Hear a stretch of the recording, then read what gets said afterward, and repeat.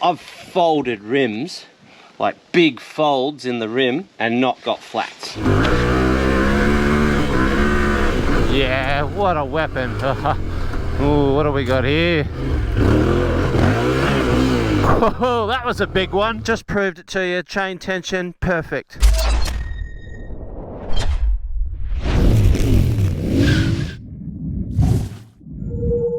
So you got your big ride coming up with the crew, you've done all the prep, changed your oil and filter, tensioned the chain, got all your travel gear ready. One thing that I think is really important to do before taking off is, if you can, a little shakedown ride.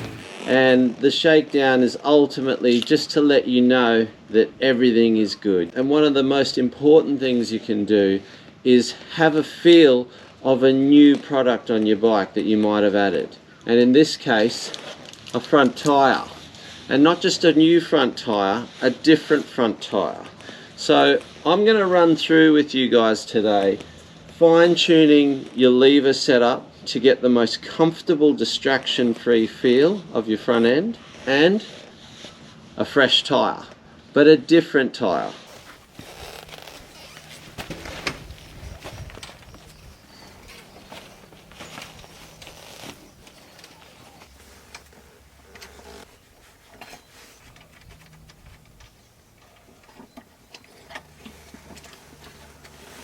Okay, straight into it. Look guys, while I'm doing this, I guess I just want to come clean on a couple of things. I mean, who am I to give out any kind of mechanical advice? Any sort of, you know, I'm not an engineer.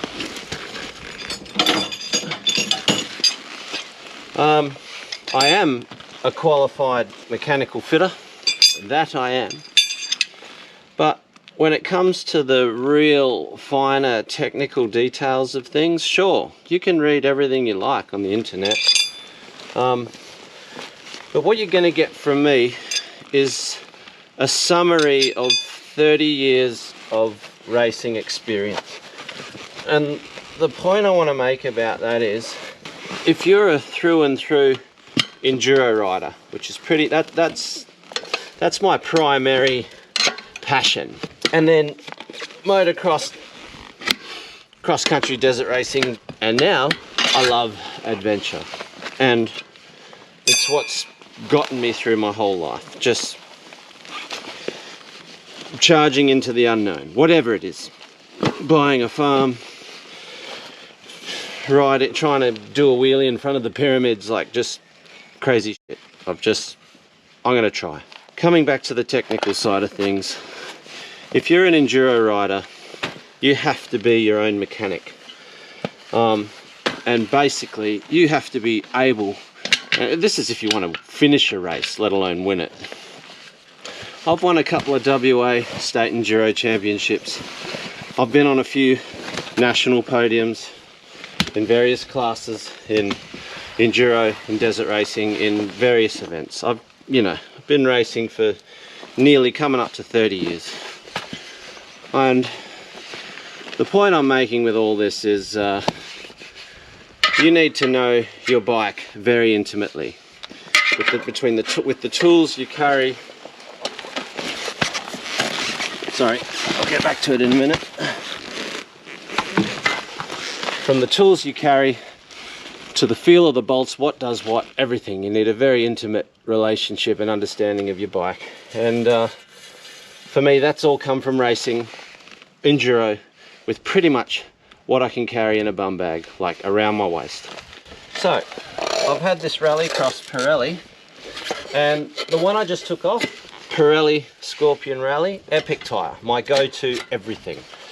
And sure, I had the STRs on the Warhorse for the Arctic trip and all of Europe, and that's all I could get from Pirelli at the time.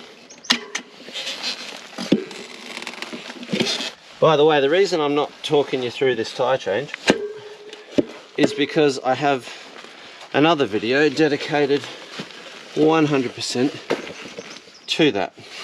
Want to avoid pinch flats? Best thing you can do is hit her with silicone spray. soak your tube in it. It preserves the rubber, keeps it super supple and fresh, and when you hit rocks and the rocks crush the tyre against the rim, and you try and pinch that now. You try and actually hold it, try and grip it. Don't be scared to just fill the inside of your tyre up. Keyboard warriors will have something to say about this, but go for it. Let's have it. I've been doing this for like 15, 20 years. I've folded rims, like big folds in the rim, and not got flats. For the exact reason I'm talking about. Bashing the rim on a rock and the tube just blimp, slips out the way.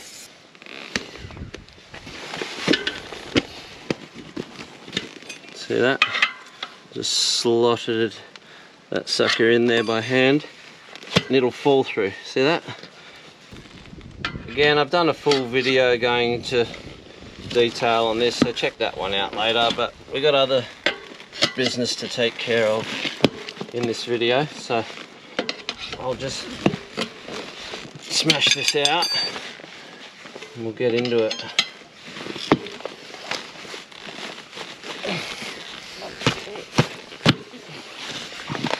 Okay, let's get some air in there.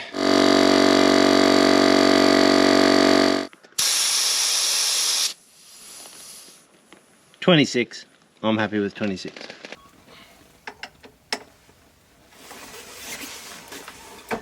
Right, you ready for a game changer? Lever position. And I'm not talking about the angle this way, up and down. I'm talking about where you actually position the lever left and right across the bar to give yourself the best leverage. Now, if you're like me and you have gorilla hands, they're very wide on the grip. So to get the best out of that, 2-finger pull when you really need to crank it on, look at what I've done. Look at the end of the bar and look where the end of the lever is, okay? You want to move your master cylinder for the front brake across as far as you can, and you can literally go all the way up to before it curves down. You got room for your, you know, your bark busters and your handguards and whatever. But the idea is to maximize the leverage and give me better control and full power over the front brake. You see that?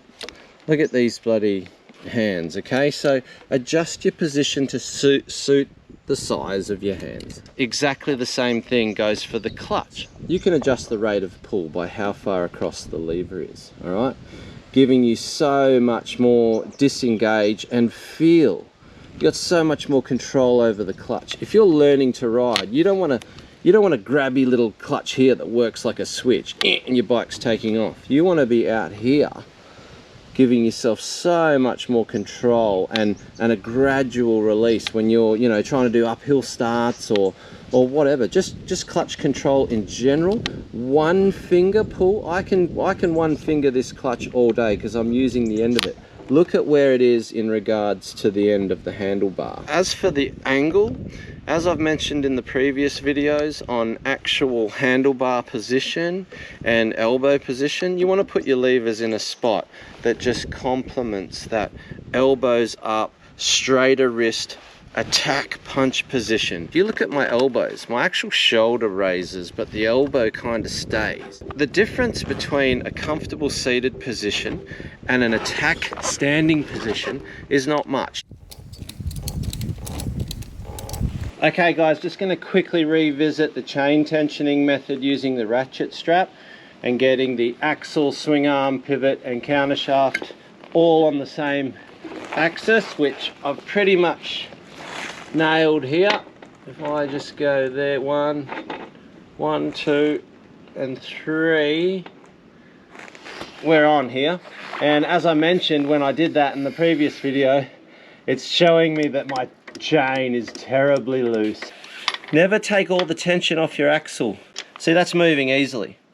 You're using the threads to push the spacer back through the swing arm blocks under tension, okay? And everything is home, everything is at its most level point when you line up your markers. See with the slightest turn how much it moves, because this is right at the crucial point. So remember, as it compresses beyond this point, past the center axis, it's only getting looser. As it goes back, it's only getting looser. So this here, without even any horsepower, that is the tightest my chain will ever get, and that's good.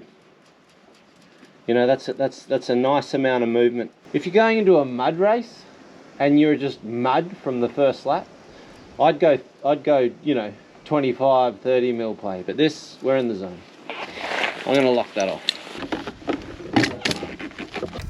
All right, that's good. Oh, conditions are pretty good. A touch slippery. Ooh, especially on the greasy logs.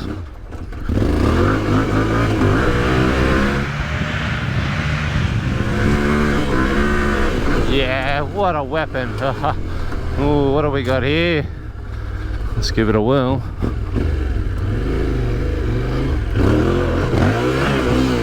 Oh, that was a big one. Straight into another. Yeah, front end feels good, real good. My back tire's pretty cooked, but the back end can do whatever it needs to. Yeah, nice. This front end is immaculate. Between the chassis changes, fork height, compression rebound. Based on the previous setup videos, I think you'll be able to translate what I've done and how I ride into what you do and how you ride. First of all, I went as hard as I could. Well, you can go firmer again, but I've sprung the T7 up. I got the Touratech Extreme Shock. It's a good back end. It's strong. The fork is still the weakest point on this bike for me, but because it is the standard fork, I went heavier on the springs, got some DFX valves in there, and I'm very close. I probably got about 3 or 4 clicks of full compression left. Now, in doing that, in giving those forks maximum, you know, rigidity, it's raked the bike right out. So with that in mind, I've actually, you can see there, I've settled on about a 10 mil of the fork pushed through the triple clamp. It's really planted the front wheel in that exact position. When I'm on the pegs, I can trust it, and I homed in on that with the rebound, because what was happening, I had a bit too much rebound and it wasn't returning quick enough. So if I'd take a big hit, I found that it was vaguing out on the way out. You know, like you take a big hit and you wouldn't have that, you know, it just felt a bit loose. So I've sped up the rebound. It's following the ground really quick. Honestly, coming through these tracks with the combination of the fresh tyre, this geometry, the way I've got it set, this front end is very YZ-like. I love it. You know, it's just accurate, trustworthy. That's everything with bikes. You want a trustworthy front end. As you can see, my rear tyre needs to go. That's going to happen. Just proved it to you. Chain tension, perfect. It's not clunky. It's not when you short shift and load it up. There's no chain chatter, nothing. It's not going to stretch. It's not going to break anything. You saw that I set it to the most extreme point and then put 15 to 20 mil at least of free play. That's sorted. And you know, my whole bar arrangement.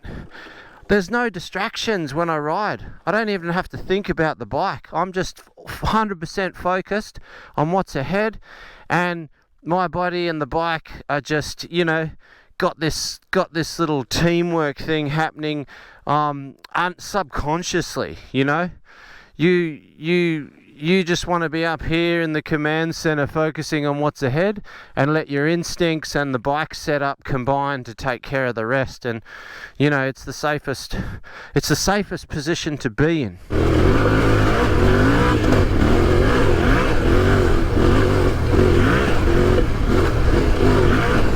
That was awesome. This thing is dialed in. And here's the benefit of the shakedown. You know, I've tested everything. Nothing's leaking. When I wash the bike, it'll be obvious if anything is loose or wanting to come loose. All the work that I've done, I've just validated it. And look guys, another concern from the last video that I can validate right here and now, and you know, prove it to you guys, and that's the purpose of changing the oil hot. Have a look at this. You've all done it. You've all put fresh oil in your bike and then gone for a ride, and as soon as you get back, look at the oil window and it's black. All right, fair to say, I've just fairly flogged the bike, bounced off the limiter here and there. It's been hot, I've been thrashing it around. If there was any sediment or debris, my oil should be black right now. Just as you guys have proven it to yourself time and time again. Look at this. Okay, squeaky clean, crystal clear oil, exactly as I changed it. Now that motor and the way I ride it with that clean oil, it's only going to get dirty from clutch abuse and gearbox fragments, and of course over time the carbon from your combustion system. But to say getting an oil to running temperature turns it black is stupid. It's only like, and if it does, it's like cooking or vegetable oil. Get it out, throw it away, don't buy it. This motor stuff, it's high end, okay? Now the other thing, you're probably saying, oh, it's red, he's changed it. No, I haven't. If you remember, I didn't have enough of the 5100. I had some 7100 left over and I topped it up with that, okay? Yes, I mixed a fully synthetic with a semi-synthetic. Big deal, all right? It's going to be just fine. The last thing I wanted to address, major thing everybody's, the tech heads are freaking out about, was I put my oil filter in dry when I replaced it. Now, good luck to you if you want to fill an oil filter full of oil and then screw it onto an engine with a thread this long horizontally. Okay, at best, after you've spun oil all over the engine, you might have 50% of that oil left in there. Just know this, right? No matter what happens on startup, your system has to purge itself of air. So you've now got a wet oil filter that's half full of air. Air will pass through a dry filter easier than it will a wet filter. Agreed? So in screwing a filter on dry, you heard it, started it up. This is a very efficient system. It would, you know, your oil light's going to stay on for 5 seconds instead of 3 seconds. So what? If you put a drop of oil on a piece of steel versus a drop of water, the water will just stay there in a bead. Oil will just disperse across the steel until it can't take up any more surface area. So when you freshly drain a motor of its oil, the whole engine and every component in there, after running it and thrashing it like that, is still completely covered in a film of oil. If you want to freak out about, you know, your oil light staying on for 2 seconds longer than it has to, so be it, but there's no harm done. It's a clean way. It will purge itself very quickly with a dry element. Job done, forget about it. If you follow these videos to this sequence, you'll be much more set up for a safer ride, a more enjoyable ride. You'll be finger on the pulse with how your whole bike is running, and it just gives you the confidence to go further and even faster if you actually want to learn to become a better rider. Thanks for subscribing, and yeah, as always, if you can support my channel by becoming a member, you'll get access to some other quirky behind the scenes content and some of my movies here and there. Until next time, yeah, just keep it on 2 wheels.